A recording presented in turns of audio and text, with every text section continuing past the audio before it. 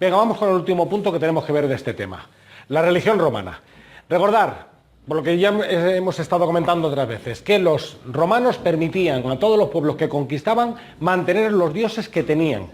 Y en algunos casos lo que harán será apoderarse de ellos. Por lo tanto, si lo que tenían eran varios dioses, estamos hablando de que son como prácticamente todas las civilizaciones del mundo antiguo. Eran politeístas. Los romanos lo que van a hacer va a ser adaptar normalmente dioses que les son cercanos. Y los más cercanos eran los que tenían tanto los etruscos como los griegos. Y de ahí, de los griegos, es de donde se van a nutrir.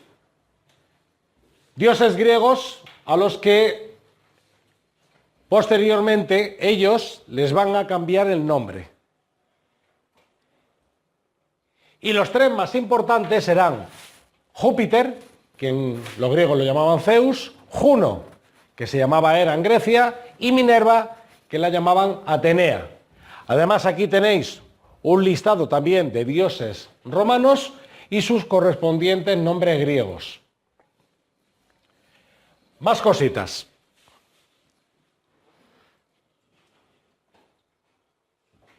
Una cosa importante también que van a hacer los romanos es que cuando un dios no lo conocen o ven que puede ser un dios que les puede venir bien, lo adoptan. Y de esta forma van a coger dioses, por ejemplo, del antiguo Egipto como Isis y van a adorarlo incluso en el centro de la misma Roma. Cibeles o Mitra, que me vienen de la zona de Mesopotamia y de Persia. Bueno, la verdad es que en este sentido eran muy permisivos y permitían que todo el mundo pudiera tener su propia religión. Pero sí había una condición.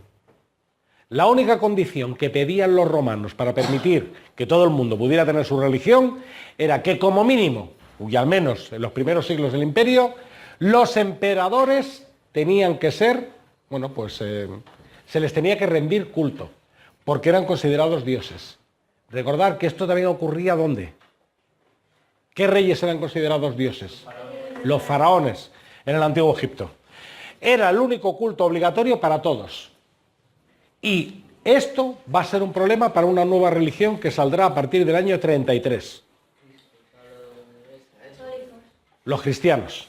Los cristianos, al ser monoteístas, solamente creían en Dios, en Jehová.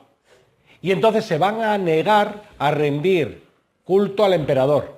Y por ese motivo van a ser perseguidos.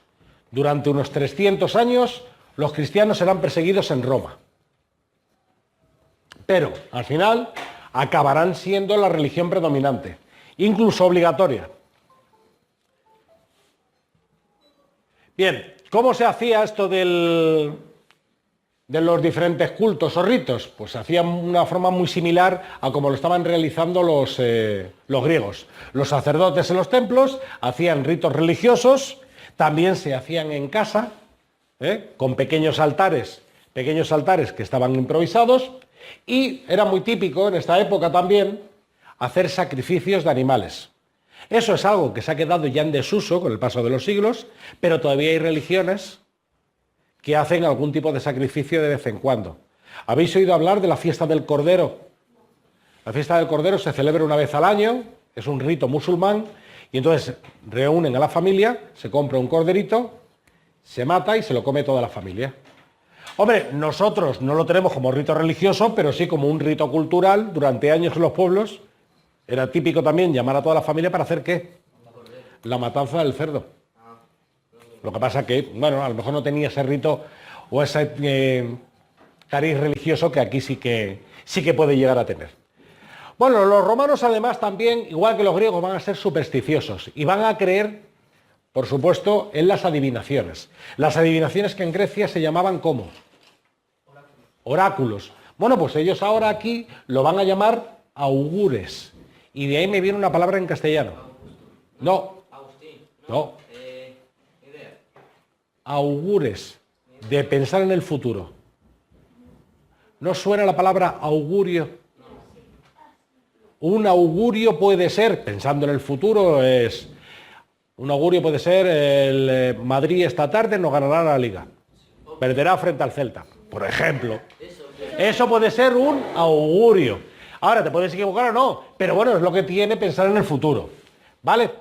Entonces, buscaban a esta gente que les decían las cosas que iban a pasar en el futuro. Por supuesto, también hacían plegarias, rezaban, bueno, pero exactamente igual que se hace ahora. ¿Cuánta gente reza antes de un examen, un partido o cuando tiene que hacer algo importante? Normalmente, recordar que se suele rezar como último recurso. Claro, porque hay veces que necesitas una ayuda divina para aprobar. Por eso digo que es el último recurso. El primer recurso ya se... Hemos dicho que los augures lo que planteaban eran cosas que podían venir en el futuro. Ellos la verdad que se lo creían a pies juntillas. Rezaban, hacían plegarias y hacían de vez en cuando también lo que hemos estado comentando, sacrificios de algunos animales. No, nunca había sacrificios humanos. ¿Vale? Por supuesto también en casa rezaban. Divinidades grecorromanas importantes. Aquí tenéis unas pocas. En la presentación la podéis ver y son los diferentes dioses romanos con su equivalente griego. Poseidón Neptuno, Hermes Mercurio, Dionisos Baco y todos representados lógicamente con esculturas, tanto griegas como romanas. Recordad que las esculturas eran muy similares en ambos sitios. Por último, y ya a modo de anécdota, esto es lo que ellos utilizaban en sus casas. Pequeños altares a los que se rezaba. Igual que ahora mucha gente pues, tiene un pequeño altar en casa en forma de crucifijo o en la forma del cuadro de una virgen.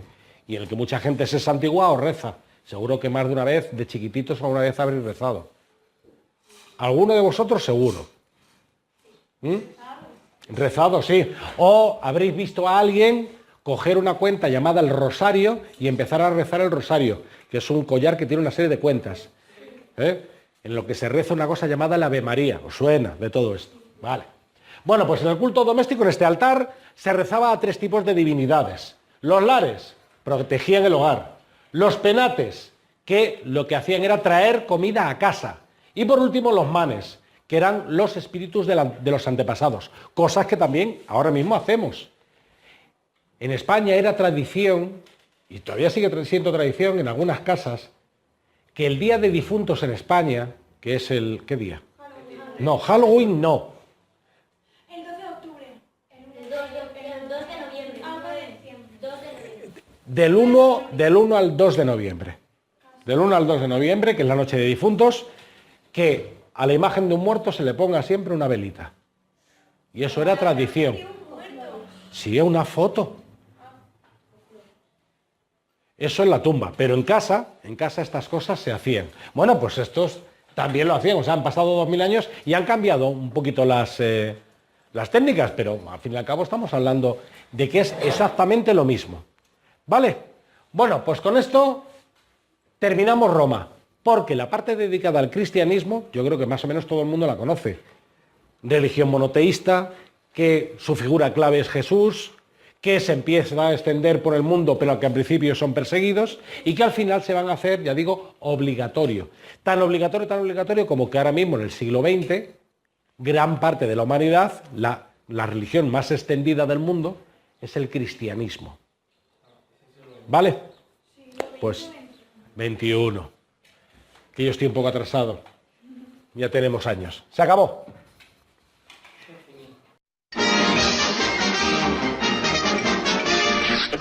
Eso es todo, amigos.